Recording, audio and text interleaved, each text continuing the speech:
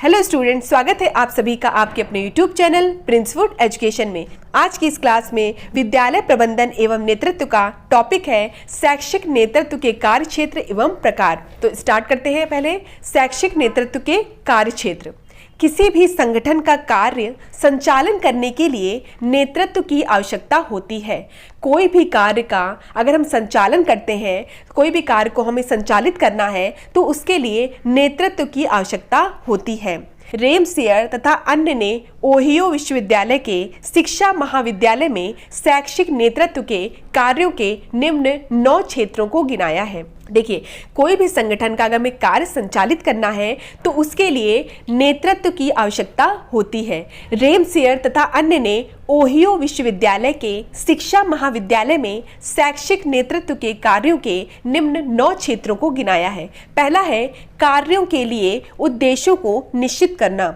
कार्यों के लिए उद्देश्यों को निश्चित करना। कोई कार्य अगर कर रहे हैं, सबसे पहले हम उसके उद्देश्य को निश्चित कर लें। दूसरा है नीति निर्धारित करना। दूसरा क्या है? नीति निर्धारित करना। तीसरा है कार्यों का निश्चय करना।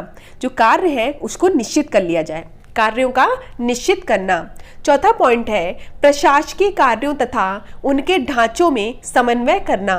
प्रशासकीय कार्यों तथा उनके ढांचों में समन्वय करना। नेक्स्ट पॉइंट है प्रभाव का मूल्यांकन। नेक्स्ट पॉइंट क्या है? प्रभाव का मूल्यांकन। 6 पॉइंट है शिक्षा विकास हेतु सामाजिक नेतृत्व के साथ मिलकर कार्य करना। शिक्षा विकास हेतु सामाजिक नेतृत्व के साथ मिलकर कार्य करना। 7 पॉइंट है सामाजिक शैक्षिक सामानों का उपयोग करना। सामाजिक शैक्षिक सामानों का उपयोग करना। नेक्स्ट पॉइंट है समाज के व्यक्तियों का सहयोग प्राप्त करना। जो समाज के जो व्यक्ति हैं उनका क्या प्राप्त करना? सहयोग प्राप्त करना। नेक्स्ट पॉइंट है संबंधित तथा शैक्षिक कार्यों में सहायक व्यक्तियों से विचार विमर्श करना। जो संबंधित तथा शैक्षिक कार्यों से शैक्षिक कार्यों में जो सहायक व्यक्ति हैं उनसे क्या करना? विचार विमर्श करना या विचार विनिमय करना एक ही बात है। तो शैक्षिक नेतृत्व के कार्य क्षेत्र में हमने क्या पढ़ा कि किसी भी संगठन का कार्य जो होता है वो संचालन करने के लिए किसी नेतृत्व की आवश्यकता होती है। रेमसेयर तथा अन्य ने ओहियो विश्वविद्यालय के शिक्षा महाविद्यालय में शैक्षिक नेतृत्व के कार्यों के निम्न 9 क्षेत्रों को गिनाया है। और 9 क्षेत्र मैंने कौन कौन से बताए? कार्यों के लिए उद्देश्य को निश्चित करना, नीति निर्धारित करना, कार्यों का निश्चित करना, प्रशासकीय कार्यों तथा उनके ढांचों में समन्वय करना, प्रभाव का मूल्यांकन करना, शिक्षा विकास हेतु सामाजिक नेतृत्व के साथ मिलकर कार्य करना, सामाजिक शैक्षिक सामानों का उपयोग करना, समाज के व्यक्तियों का सहयोग प्राप्त करना और संबंधित तथा शैक्षिक कार्यों में सहायक जो व्यक्ति हैं उनके साथ मिलकर विचार विमर्श करना। अब पॉइंट है कार्य क्षेत्रों को ध्यान में रखते हुए शैक्षिक नेता का निम्न कार्यों में शामिल होना आवश्यक है। पहला पॉइंट है सीखने का अध्ययन केंद्रित नेतृत्व प्रदान करना। दूसरा है सामग्री दृष्टि और गतिशीलता का प्रारूप बनाना। पहला पॉइंट क्या है? सीखने का अध्ययन केंद्रित नेतृत्व प्रदान करना।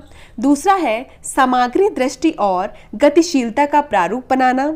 तीसरा है व्यावसायिक शिक्षण समुदायों का विकास करना। किसका विकास करना? व्यावसायिक शिक्षण समुदायों का विकास करना। चौथा पॉइंट है छात्र एवं शिक्षक की अध्ययन जिज्ञासा के लिए सहयोगात्मक संस्कृति का निर्माण करना। छात्र एवं शिक्षक की अध्ययन जिज्ञासा के लिए सहयोगात्मक संस्कृति का निर्माण करना। 5वां पॉइंट है विज्ञान शिल्प एवं कला अध्ययन पर ध्यान केंद्रित करना। विज्ञान शिल्प एवं कला अध्ययन पर ध्यान केंद्रित करना। 6 पॉइंट है अध्ययन में सुधार करने हेतु आवश्यक बदलावों पर ध्यान केंद्रित करना। शैक्षिक नेतृत्व के प्रकार। अब हम क्या पढ़ेंगे? शैक्षिक नेतृत्व के प्रकार। तो विद्यालय प्रबंधन का अर्थ उन सभी विभिन्न क्रियाओं का प्रबंधन करना है जो विद्यालयों में प्रत्यक्ष या अप्रत्यक्ष रूप से छात्रों की अधिगम क्रिया को प्रभावित करती हैं। विद्यालय प्रबंधन का अर्थ क्या है? कि उन सभी विभिन्न क्रियाओं का प्रबंधन करना जो विद्यालयों में प्रत्यक्ष या अप्रत्यक्ष रूप से छात्रों की अधिगम क्रिया को प्रभावित करती है। अधिगम माने क्या होता है? सीखना। तो विद्यालय प्रबंधन का अर्थ उन सभी विभिन्न क्रियाओं का प्रबंधन करना है जो विद्यालयों में प्रत्यक्ष या अप्रत्यक्ष रूप से छात्रों की अधिगम क्रिया को प्रभावित करती है। विद्यालय कार्यक्रमों के नियोजन, संगठन, निर्देशन, पर्यवेक्षण एवं मूल्यांकन आदि में नेतृत्व महत्वपूर्ण भूमिका अदा करता है। नेतृत्व किसमें महत्वपूर्ण भूमिका अदा करता है? जो विद्यालय कार्यक्रमों के नियोजन, संगठन, निर्देशन, पर्यवेक्षण एवं मूल्यांकन आदि में नेतृत्व महत्वपूर्ण भूमिका अदा करता है। शैक्षिक नेतृत्व के दो प्रकार होते हैं। शैक्षिक नेतृत्व के दो प्रकार होते हैं। पहला है प्रशासनिक नेतृत्व और दूसरा है शैक्षिक या अनुदेशात्मक नेतृत्व। पहला क्या है? प्रशासनिक नेतृत्व और दूसरा है शैक्षिक अनुदेशात्मक नेतृत्व। तो पहले प्रशासनिक नेतृत्व के बारे में देख लेते हैं। प्रशासनिक नेतृत्व में स्वस्थ प्रबंधन तकनीकियों को अपनाकर विद्यालय की उन्नति के लिए उपलब्ध मानवीय एवं द्रव्यात्मक साधनों का उपयोग करना होता है। प्रशासनिक नेतृत्व में क्या होता है? स्वस्थ प्रबंधन तकनीकियों को अपनाकर विद्यालय की उन्नति के लिए उपलब्ध जो मानवीय एवं द्रव्यात्मक साधनों हैं उसका उपयोग करना होता है। किसके अंतर्गत? प्रशासनिक नेतृत्व के अंतर्गत। नेक्स्ट क्या है? दूसरा क्या था? अनुदेशात्मक नेतृत्व। इसके अंतर्गत क्या होता है? तो अनुदेशात्मक नेतृत्व को विद्यालय के स्टाफ के सदस्यों की सहायता, अधिगम, उद्देश्यों का निर्माण तथा पहचान और इन उद्देश्यों की प्राप्ति हेतु कौशल तकनीकी को करने की दृष्टि से देखा जा सकता है। अनुदेशात्मक नेतृत्व में क्या होता है कि विद्यालय के स्टाफ के सदस्यों की सहायता हो गई, विद्यालय के जो स्टाफ के सदस्य हो गए उनकी सहायता हो गई, अधिगम उद्देश्यों का निर्माण हो गया तथा पहचान और इन उद्देश्यों की प्राप्ति हेतु कौशल तकनीकी को करने की दृष्टि से देखा जा सकता है। उपयुक्त कार्यों के लिए नेता कोई भी हो सकता है, जैसे मुख्याध्यापक हो सकते हैं, पर्यवेक्षक भी हो सकता है, अध्यापक या विद्यालय प्रबंधन समिति का कोई भी सदस्य नेता हो सकता है। तो हमने क्या पढ़ा? शैक्षिक नेतृत्व के प्रकार में शैक्षिक नेतृत्व के दो प्रकार होते हैं, प्रशासनिक नेतृत्व और शैक्षिक या अनुदेशात्मक नेतृत्व। प्रशासनिक नेतृत्व में क्या होता है कि उसमें स्वस्थ प्रबंधन तकनीकियों को अपनाकर विद्यालय की उन्नति के लिए उपलब्ध मानवीय एवं जो द्रव्यात्मक साधन होते हैं उसका उपयोग करना होता है। अनुदेशात्मक नेतृत्व में क्या होता है कि विद्यालय के स्टाफ के सदस्यों की सहायता, अधिगम उद्देश्यों का निर्माण, पहचान और इन उद्देश्यों की प्राप्ति हेतु कौशल तकनीकी को करने की दृष्टि से देखा जा सकता है। उपयुक्त कार्यों के लिए नेता कोई भी हो सकता है, या तो मुख्याध्यापक हो सकता है, पर्यवेक्षक हो सकता है या अध्यापक या कोई विद्यालय प्रबंधन समिति का कोई भी सदस्य हो सकता है। नेक्स्ट है विद्यालय के पदानुक्रम में विभिन्न स्तरों पर नेतृत्व। हेडिंग क्या है आपकी कि विद्यालय के पदानुक्रम में विभिन्न स्तरों पर नेतृत्व। विद्यालय शिक्षा का एक औपचारिक प्रतिष्ठान है।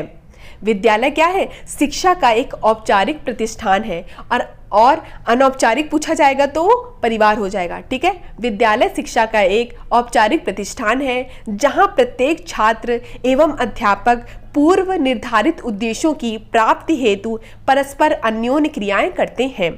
विद्यालय जो है वो शिक्षा का एक औपचारिक प्रतिष्ठान है जहां प्रत्येक छात्र जो होते हैं और अध्यापक होते हैं वो पूर्व निर्धारित उद्देश्यों की प्राप्ति हेतु परस्पर अन्योन्य क्रियाएं करते हैं। इसी परस्पर अन्योन्य क्रियान्वयन के द्वारा ही छात्र जो होते हैं वो क्या होते हैं? शिक्षण करते हैं। सामान्यतः किसी विद्यालय में नेतृत्व संबंधी पद निम्न होते हैं। विद्यालय का मुख्याध्यापक विद्यालय का नेता समझा जाता है क्योंकि वह विद्यालय के समस्त शैक्षिक, गैर शैक्षिक तथा प्रशासनिक कार्यों की देखरेख करता है।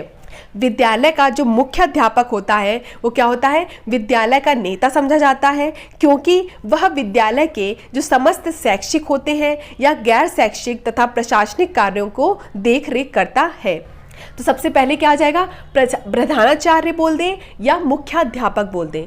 प्रधानाचार्य अथवा मुख्याध्यापक, पर्यवेक्षक, अध्यापक गण या छात्र। प्रधानाचार्य, सबसे पहले प्रधानाचार्य अथवा मुख्याध्यापक आ जाएगा, फिर पर्यवेक्षक आ जाएगा, फिर अध्यापक गण आ जाएंगे, जितने भी अध्यापक हैं, फिर सभी छात्र आ जाएंगे। ठीक है। अध्यापक एकांश इकाई की योजना, सूचनाओं की योजना, मूल्यांकन तकनीकी तथा विद्यालय में अन्य पाठ्य सामग्री क्रियाकलाप की योजना तैयार करता है। देखिए, सबसे पहले हमने मुख्याध्यापक के बारे में पढ़ लिया, अब है अध्यापक। तो अध्यापक क्या करता है? एकांश इकाई की योजना, सूचनाओं की योजना, मूल्यांकन तकनीकी तथा विद्यालय में जो अन्य पाठ्य सहगामी क्रियाकलाप होते हैं उनकी योजना तैयार करता है। नेक्स्ट क्या है? जो छात्र क्या करते हैं? छात्र की भी विद्यालय में एक अलग प्रकार की नेतृत्व भूमिका होती है। वे एक तरह से विद्यालय की क्या होते हैं? परिसंपत्ति होते हैं। छात्रों को, अगर छात्र नहीं होंगे तो जो अध्यापक है वो किसको पढ़ाएगा? ठीक है। इसलिए जो छात्र होते हैं वे एक तरह से विद्यालय की परिसंपत्ति होते हैं। तो इस तरह से हमने शैक्षिक नेतृत्व के कार्य क्षेत्र एवं उसके प्रकार पढ़े। नेक्स्ट क्लास में हम आगे के टॉपिक्स करेंगे। बीएड एनसीटेट की सभी क्लासेस देखने के लिए डिस्क्रिप्शन में लिंक दिया गया है, वहां से जाकर आप देख सकते हैं। पीडीएफ के लिए आप हमारे टेलीग्राम चैनल को ज्वाइन कर सकते हैं, जिसका लिंक भी डिस्क्रिप्शन बॉक्स में दिया गया है। धन्यवाद। मिलते हैं अपनी नेक्स्ट क्लास में।